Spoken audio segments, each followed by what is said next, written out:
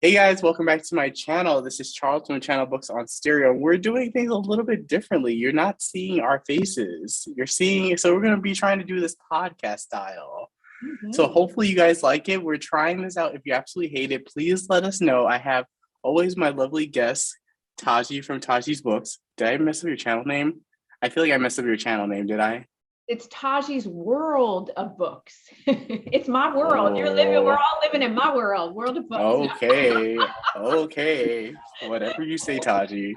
Um, But today, so if you hate this format, let us know. And we're also going to be cooking up a name that we can officially call these videos because we don't have a name yet. And Taji was like, we need to call this something. And I was just like, maybe, maybe. I think I could Impress talk him. me. I think I could talk him into it. I'm gonna try my best this week to come up with a name, and then we'll let you know. And that means I did it then. That's true. That's true. Taji can be very persuasive, but let's talk about the matter at hand. We're going to be talking about the Empire of the. I always want to call it the Empire of the Vampire. It's just Empire of the Vampire by Jay Kristoff. So really quickly, if you guys know nothing about this book, we won't spoil anything for at least the first half of this video, but we'll let you know when we hit spoilers, probably like further along in the video. But high level, this is a high fantasy adult novel set in a world where vampires are essentially taking over this world. And we follow our main character. I believe his name is Gabriel, and he Gabriel. is the last Mm-hmm. silver saint, Mm-hmm.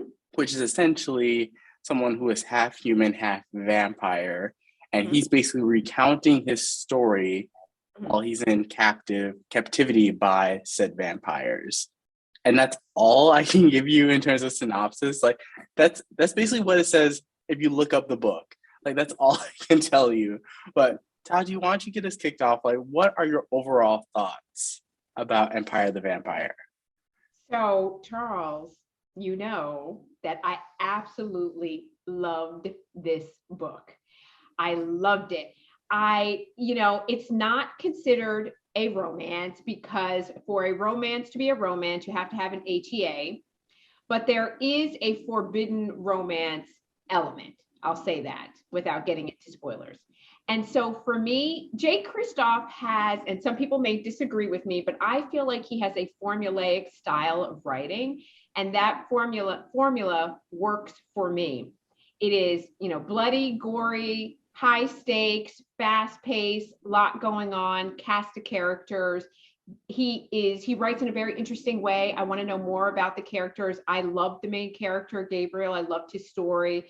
And I like that the characters it's not always easy for them. And if anything, he writes very Romanesque, brutal worlds that borrows a lot from like Celtic, Mm-hmm. Scottish, French, like, and it's all this mix of like Beltane, and it's all thrown together in this one fantasy world that he has. And he doesn't spend a lot of time. The other thing I was going to say is he doesn't spend an enormous amount of time in world building. Like if you were going to read a Robert Jordan, or if you're going to read a Brandon Sanderson, where you spend so much time in world building that I'm like, oh my God, I'm lost. I can't keep up. It's too much. I don't feel like he does it. Jay Kristoff builds the world and then dives you in, and then you get into the dialogue with the characters, which I really like. What about you? So I have a little bit of complicated history with this book. So I messaged Jen from the Book Refuge. I was like, I don't know what it is, but I can't get into this book. So Mm. I got probably I had like 6 hours left on the audio. And you still weren't into it. Um, no, and I literally messaged Jen. I was like, is it just me or I'm not like nothing is like clicking for me. I'm not getting into it. And then she was like, "Oh, do you remember that one scene in the beginning of the book where he basically determines like I'm not gonna spoil it, but she basically told me about that scene." I was like, I don't remember that. How'd you miss that? And then I literally just went. I asked myself the question: if someone asked me to summarize this book, would I be able to tell them what happened in this book? I was like, I don't know what the hell happened. Like, who's Francois? Who's so I had to restart the book, and I was Oh, not happy. So I restarted it, listened to it super, super slowly, well, what's and I super was slowly able for you? What's super slowly? What speed did you like listen? 1.5 Oh, that is ish. slow. Yeah, So I had to like slow because like I think the way it was written, I think you mentioned like Jay Kristoff's writing. So for those people who don't know, so it kind of flows between the present and the past. So you have that dual timeline. But Yes. the way it's written is it's not always clearly distinguished like what time you're in, because in the same chapter, Gabriel, because he's basically retelling his story to this vampire. And Right. so Going every back. now and then the vampire and Gabriel kind of interrupt the flow of like the previous of the past Mhm. timeline, I guess you can say. And so for me, like that kind of threw me off because I was like thinking like, oh, you just like switch off every other chapter and do it that way, but no, it switches like in the chapter. So sometimes I was like, wait, who's this character? Like, who's this interrupting? Why is he like interrupting my flow of the story? But I would have to say, like, I did not love it.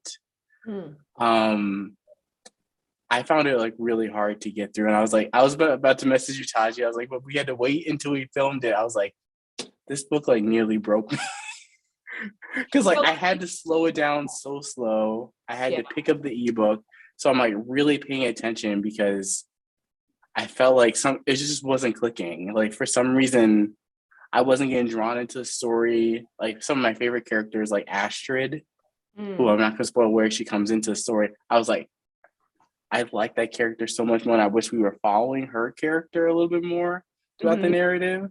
Right. So for me, it was really kind of a mixed bag. I don't know how I feel about it because it just took me such amount of effort just like to get into the story and to just stick with it for 27 hours at like 1.5 speed. So it's kind of like a little bit like, I don't know if I enjoy parts of it, but I Mhm. don't know if how that kind of affects because my reading experience was like not the best with this book. Does that make sense? It does. And I think that there's a couple things that may have been the difference between your experience and my experience. So number one, when you started this book, and we are both audiobook readers, listeners, whatever, Mm-hmm. did you just listen to the audiobook and you didn't have the physical book in front of you? Yeah, I just listened to the audio, then I bought the physical book, and then I read along while listening to the audio. How So about for that you? I always have the physical book in front of me. And so when I go through it, I'm reading and I'm listening to it. And so what Jay Kristoff does so that you don't get lost is he has the present conversation in quotations and the past conversation where he's reflecting with the interviewer, right? So it's like Interview with a Vampire style. So this book is really like Interview with a Vampire style meets like Lord of the Rings type Mm-hmm. situation, right? Like with a little bit of Game of Thrones thrown in there. And so Mm-hmm. when he's with Francoise and he's going back and telling his story, those are in single parenthesis marks. So you know the difference between the two conversations. So that helped me stay on track and I didn't get lost. But I could see how easily, if you're just listening, you might, and your mind wanders a little bit, you're going to get thrown off. The other thing I think that enhanced my reading experience, which I absolutely loved about this book, is that there are like the artwork in the entire book throughout the whole book is really beautiful.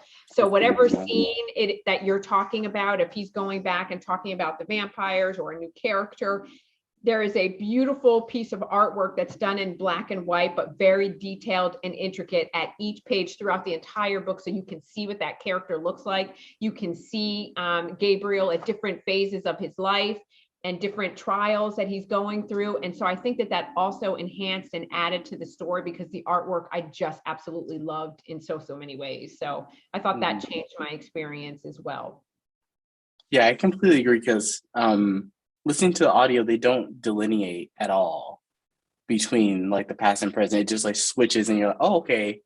Like I had to like go back and like relearn, make sure I paid attention for those cues, so I caught them. So I was like, wait, who's this character interrupting the story? And then some of the things that I didn't particularly like, it kind of was told a little bit out of order. So Mm. like you're in one point of his time, because the book is separated into like six separate books, if you want to break it up that way. Right. And each book kind of focuses on a different chapter within Gabrielle's life, but the order in which you go through those chapters, Yes. you kind of like way in his past, and then sometimes you're more close to the future, and sometimes you go back a couple steps, and then sometimes you go like for me, like that was a little bit difficult for me to like really engage with because I didn't feel like there was a strong through line, like plot wise. Right. Because I found myself really attached to characters, and then in the next book, we're like not even these characters are no longer here because like we're in a different time point, and I was like, wait. Like, can we go back to that? And that, but you, if you remember and you recall, the interviewer, Jean Francois or Jean Francois, I think his name was, he, he gets really upset with Gabriel, and he says, "You cannot tell the story like this." And I think that that is Gabriel's way of taking control of things that were seemingly taken away from him. And he said, "It's my story. I can tell it any way I want to." And he's like, "No, you need to start from the beginning and walk me linear through it all." And he's like, "No, I'm not going to do it. And it's my story. And if you want to hear it, this is the way I'm going to tell it." And I think he's using it as a means of control and like keeping him off guard and, you know, and controlling the situation. So I think that, in my opinion, that was purposefully done. As a way to, as a plot point in the story. But you're right, it is very confusing because you're just like, you're on track and you're like, and I found myself like really liking the time at the academy. Once he got to the vampire academy and he's training, I really love. And then they got started with like the nun situation and all that, and then we jumped and went someplace else, and I was like, wait, I want to just keep that. Where are we going? You know. But also Jean Francois was like, wait a minute, wait, you can't move from that. Like, how did you do? And he asked, like, how did you get from here to here? And he's like, just, we'll get there. We'll get there. We'll get there. And by the time we did get there, I was like, wait, now I'm confused. Wait, what part were we at like a minute ago? Like, so for sure, it's definitely a story. I agree with that. And like, I feel like, because I didn't like Nevernight by Jay Kristoff, which is his other like adult title. But I love what him and Amy Kaufman write together in YA, like Illuminae, Aurora Rising. They just like, they're right up my alley. And I feel like, I don't know if this is necessarily 100% true, but I believe Jay writes like the female perspectives when they co-write. So when Asher came on the page, I was like, her character, Asher, Chloe, those characters popped so much more. And I think more of my reasons why I did not love Gabriel as much, I liked him, I didn't hate him, was I think for the narration. Like the narrator keeps a very low, growly, kind of low tone voice, doesn't do a ton to differentiate the different voices. So like for me, that's like, it's nearly impossible to speed that up without like going like, I don't know what you're saying right now. And I think that's where my problem was, because I tried to speed up this narrator and like it sounded like garble. It just sounded like jumbled mess. So I was like, I think a lot of my reasons for not liking this just kind of stem from the narrator. And that's what made it a little bit difficult. And that's where I got my frustration from. And that kind of bled into the book. But there was a lot of parts that I really did enjoy about the book. Like it's the time at the academy, his family dynamic, getting into his later years when you get into the whole, like you said, the nun situation. There were some really fun moments. And really trying to understand, like when you had this visitation at the window and like, is that real? Is that in his imagination? Like, you know, how does that all play into? But I think you're 100% right. We've spoken about this point later, that a narrator can make or break a book. Like it is really essential, just as essential as your editing and all of your marketing and everything else that you do with your book. Like you have to select a narrator that really speaks to, and it can get into the character and do all of the voices. And if you pick someone that is not good at that, or it doesn't fit with the age of your character or whatever, it's going to really, you know, tank the situation. And to your point, I listen to this at a slower, like I normally listen like at 2.23, 2.15, something like that. That's my comfort zone. And this, I think I listened to at like 1.8, you know, and that was a little bit on the fast side, but you really had to slow it down. And if it took me longer to do it, then that was absolutely fine.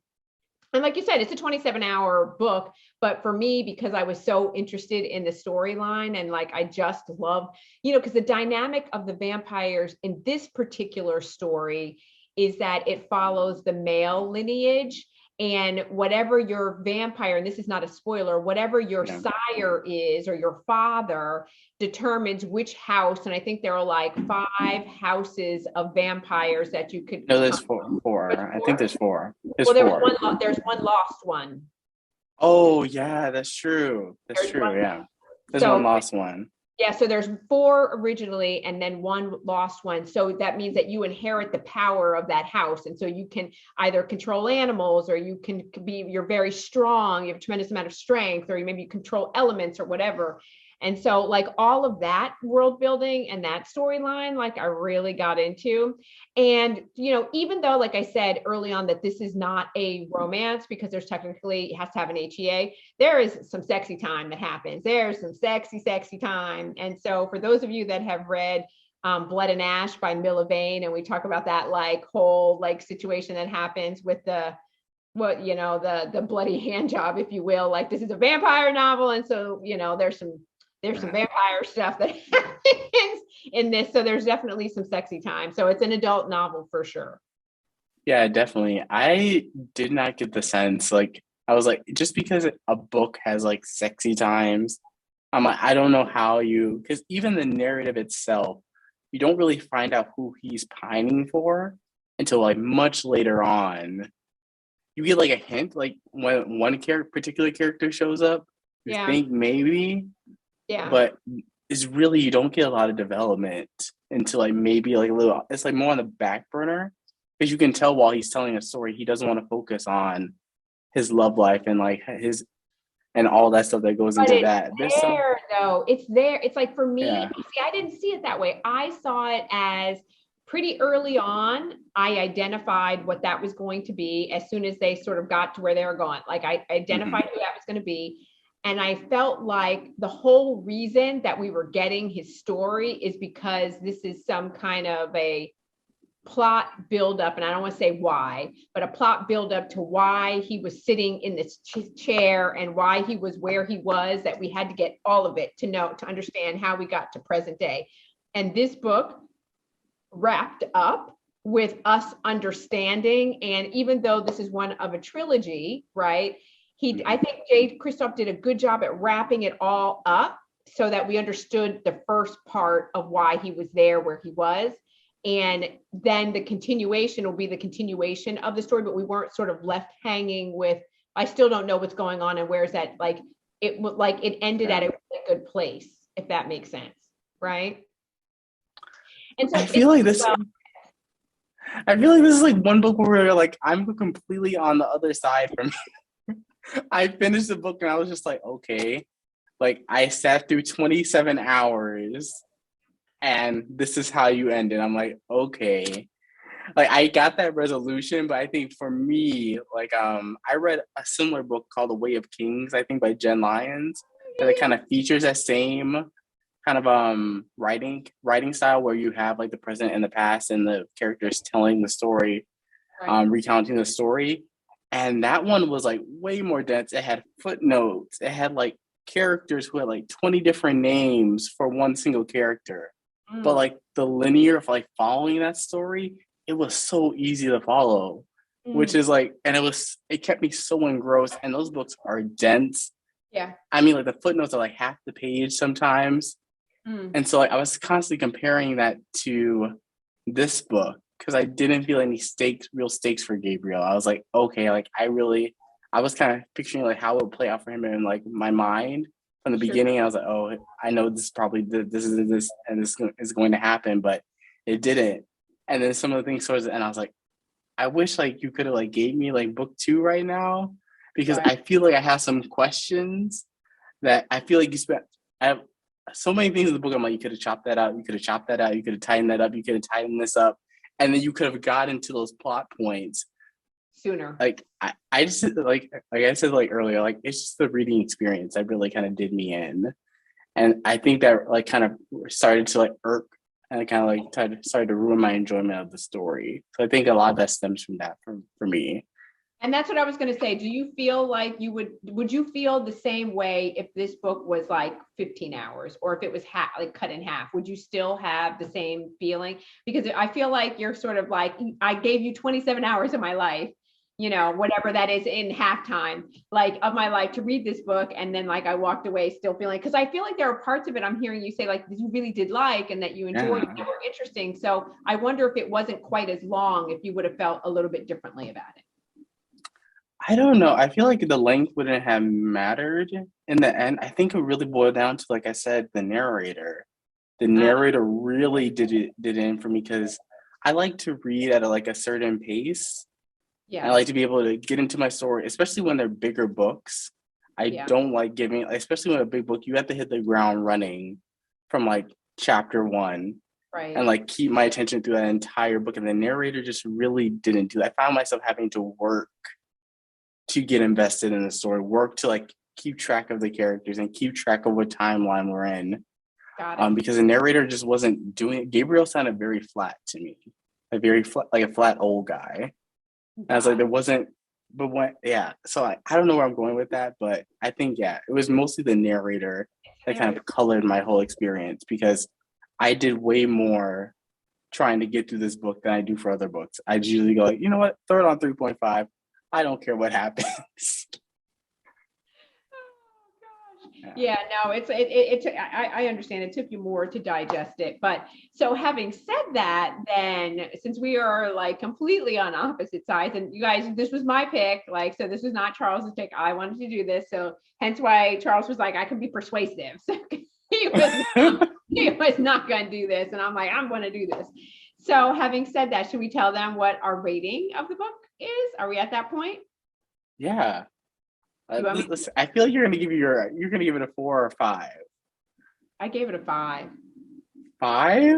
I loved it. I loved it. Oh my goodness. I We are love truly opposites. I love Jay Kristoff. Like I loved Nevernight. Like I didn't like the direction that Nevernight went in the third book. Like I think it could have, but like how it ended up, I was fine with that. And his with the writing with Amy Kaufman, like the Illuminate Files is like one of my top favorites, especially for the audiobook. What's the Fae in Space? I always call him the Fae in Space. Oh, the I know lunar is something rising, Aurora rising or something Aurora like Rising. that. Yeah, that's right. Aurora Yeah. Rising. I absolutely love those. The only thing I haven't read from him are the Lifelike and the Storm Dancer, those other two YA books, but I have them on my Mhm. shelf. I'll get to them. So I'm definitely a Jay Kristoff fan. So I knew I was gonna like this. Um, and so I'm really happy with it. And I feel like Charles gave it a 3, I'm going to predict, because I think you knocked it down for the narrator, but the story was still okay for you. I gave it a 1. Oh my God. Oh my God. You know, he did write it, right? Like there was work put into it. Can't you give it a 2 for the artwork? Charles, daggone, ruthless much. He's like, I would have given it a 0, but I did give it some points for the artwork. Okay, so I counted that. Oh my God. Don't be mad at Jay because I made you read it. Okay. It wasn't that. Like I have to it was a reading experience that was just it just so colored my experience reading this book. Like when I find myself having to go back and I was not happy restarting a 27-hour audiobook all over again. Right.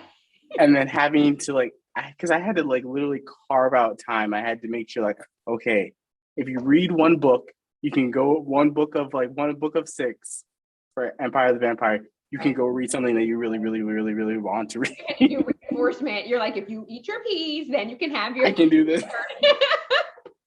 So like I 100% prefer his his co-written YA stuff with Amy Kaufman. I feel like that's where he's like the best, in my opinion, Right. because I feel like he really does great with female characters. He really like for some reason like he gets their voice so incredibly well. So like I found myself I loved Astrid.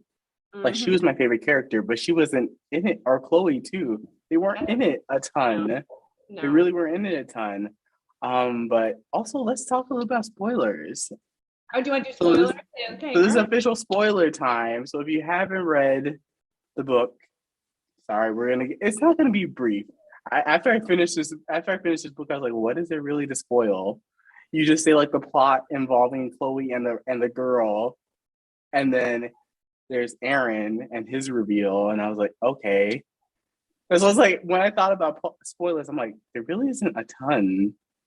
Well, I guess the spoiler is like, at the beginning when I talked about the 4 different powers, like he really is, and we find that he's a Silver Saint, and we're trying to discover who his parentage is and what his lineage is. And he is, I forget what the terminology, but they call him like a low, like do you remember what He's that like if I remember, he's like a mix or something. Like he doesn't particularly belong to any of the established houses. They couldn't fully pin him. Yeah, like they feel like he doesn't really have any like significant power. So he basically is the low of the low. And so he's sort of classified in a way that like doesn't mean much. Like, he's not held in regard. But I think later on we discover that he's one of those old bloods that are no longer, they thought had died out a long time ago, and he actually is quite powerful. But I think that like for me, what was really nice is the dynamic between all the Silver Saints and the one relationship that he developed with, what is his name, who was in a relationship with the other guy, and he like it was Bishop or something. Yeah, like he was in he like when he first meets, it's like Baptiste and his partner, and his partner's name is Aaron. And so like when he first meets Aaron, he's like, this is a spoiled rich boy. Like he's like a jerk off. He's part of the nobility. He's not a nice guy, but they really develop a beautiful friendship and a beautiful relationship as they sort of go through their trials and trying to keep Chloe safe and what that's like. And so I thought that was really, really beautiful. And then when we start to learn about his marriage and him getting kicked out of the priesthood or out of the Silver Saints because he fell in love with one of the nuns, and he is not going to forsake her once she's pregnant. And he like moves, in 13 years, he lives in bliss with his wife, a beautiful wife, beautiful family. And I think that what fuels his anger and his hatred and revenge is because they murder his wife and they murder his daughter. And so that's why he is so hell-bent on protecting and keeping Chloe safe, because he's like, I can't lose another child. I can't do this again. And so you start to see that underbelly of Gabriel, that he's this really complicated, complex character that came from a very abusive background. And even his father was really abusive towards him. His mother clearly really loved the vampire that sired him. Right? And his father accepted him anyway, but was abusive towards him. But when the rubber met the road and the vampires came to destroy their village, his father protected him, and his father wanted to keep him safe. And so it's a really complicated, these stories. J. Kristoff writes stories about characters that have good and bad, that they're good people that do bad things, but they live in very ruthless and brutal societies. So people make very brutal decisions that are sometimes really hard to stomach and swallow, but they do it for the sake of survival of mankind. And so that comes across really, really well.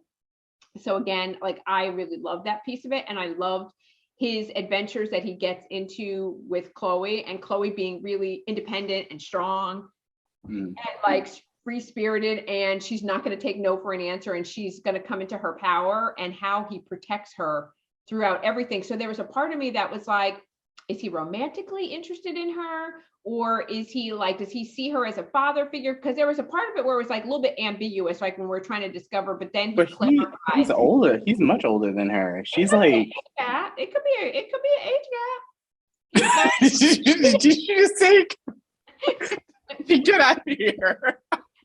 I was like, I clearly remember her being like a teenager in the book. Is she a teenager? I think she is. Okay, so maybe then I'm because wrong. Remember she had the thing with her best friend, and like the best friend killed that priest guy, and she found like, so she's young, like she's young. Right. So she's like 15 or something. Yeah, I was like, okay, then I'm age gap. I was like, I picked up like fatherly figure, like he's clearly not over Astrid, like Taji. I don't know where writers are going. You just said like age gap. I was like, if J. Kristoff heard this, he'd be like, Taji, no. How did I get a rise out of him? Oh boy! See, I clearly put my own storyline into the book, so that's why I was so entertained. But having said all of that, like, I feel like, so do you feel like, did you like the first half of the book better, or did you like the second half of the book better? It's really hard. I like parts of it. Like I would say maybe I like 50% in total of it. Maybe a little bit more. I can't like because like so many other the way the story was told, like some of my favorite parts were in part one, some of them were like in book two. I had some in book three. So I always had like a highlight moment that I really enjoyed. I think overall, like it really was a reading experience for me. Like I don't like this is not a malicious 1 star. It's like a 1 star that was like Oh, I it's know. just the book wasn't. Yeah. I'm clearly in a minority with this book, like looking at the ratings. Yeah. So like Love it. I think it's just like just a me book. I'm not saying it's a bad book. I'm saying the Yeah. narrator needs to be changed like Yeah. immediately because like it just does not work. The Yeah. whole low tone, like low, I'm gonna be like super like manly voice and not like change my voice for any of the characters. And then as soon as I get a female character, my voice goes up. So like that was it for me. It was Right. really the reading experience that really killed this book. Yeah. See, I really loved him telling the story of when he was a boy and when he was Mhm. when he was taken to the Silver Saints with the Silver Saints and his mentor, and I forget who his mentor was. His mentor's name, I Greyhand. forgot his Greyhand. gray hand. I really love the dynamic because Greyhand was this like hard ass old guy who really like took it to like Yeah. held him to account and made him stand up and be a man and did it like in a traditional old sense of the word. And then when he told about his experiences while he was with the Silver Saints training and up until the time that he met his wife's name was Astrid, right? Was there Astrid. when he met Astrid. And then when it sort of split and went like a different direction, I kind of was like a little bit floundery. And then when we came back at the end, I thought that was the best part as well. So overall, I was really happy. And so, Charles, I'm so sorry that you had a hard experience, but thank you for hanging in there with me because I thought this was great. And for y'all watching, like listening to this video, Taji has made me wait for like weeks to discuss this book because Taji was reading all of Outlander. And so like, I was like, Taji, I'm like, how are you going to read Outlander and get through all those books and still be able to make our original like filming date? And then like we got pushed back. I was like, okay. I was like, okay, I finished the book. I'm like, Taji, I want to get this book out of my head. Like, hurry up. Thank you so much. Like, and Charles was the one who, because I was like, I had my November TBR plan, and I was like, oh, I'm reading Outlander. I'll be done with it in a week. And Charles was like, are you sure? And I was like, oh yes, like humorous. Oh yes, absolutely. and then, like, I opened the audiobook and I was like, does that say 56 hours? I said, that's at 50. What? I was like, oh my God. And then I started reading it. And then I was like, I had said something. And then Jen from the book review, she was like, you cracked me up. You're like, it's taking me 3 days. I was like, yes, because 3 days is a long damn time. I need to read a book in a day. If you want more of a day of my life, like you got to give me something back. This was just like, I was like, I could have told you. I told you it was like a week. I was like, do you know how long those books are? I got it. I got this, Charles. You're like, I'll read a 56-hour book in a day. You're like, okay. And then, 27 days later, I'm like, I'm finishing right now. Oh my God. Woo, don't let me ever do that again. Not read anymore. So then I came to this 27 hours. I was like, oh, that's nothing. I just read 58 hours of like day-to-day life in the 17th century. This is nothing. Oh my. I was just like, I'm so happy that you made it through. Even though you're not done, you still have all the short stories to read. All the short stories read. I'm not done. Yeah. So, but I'm right now I'm in Menage land. So I'm like doing all kinds of crazy menage. I needed a break from 17th century colonial America. And so now I've just stepped into like everything menage. So, I'm all over the place. Oh my goodness. But any final thoughts? I feel like this was like the first true like book that we read that were like actually on opposite sides of the opinion scale. Like you're 5-star, I'm like 1 star, let's burn this book. So we cancel each other out. So any final thoughts? I think it's good. I think it's good that like it shows that like diversity and like and differences are good. I'm okay with that, like talking about different things. And I think again, your main problem with this book is not necessarily the content of the book. It was the narrator. I think if we had like Jacob Morgan, narrating this, like I think maybe your experience may have been very, very different and you would have liked the content. So I'm intrigued by that. Ooh, Jacob Morgan, anything work. He can read me a cookbook, and I would be like, "Here's Lord John's Colonial Cookbook. Jacob, read this for me."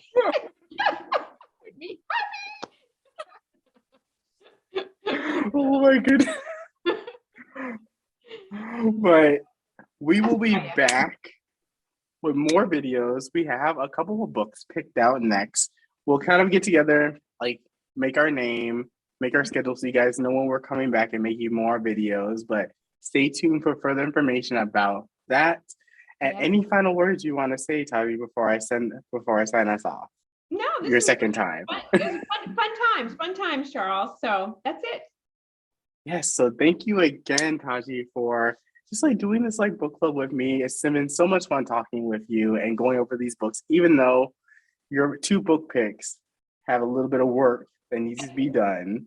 They need to be workshopped a little bit more, because I do have to say the first two I chose were like 4 or 5-star reads.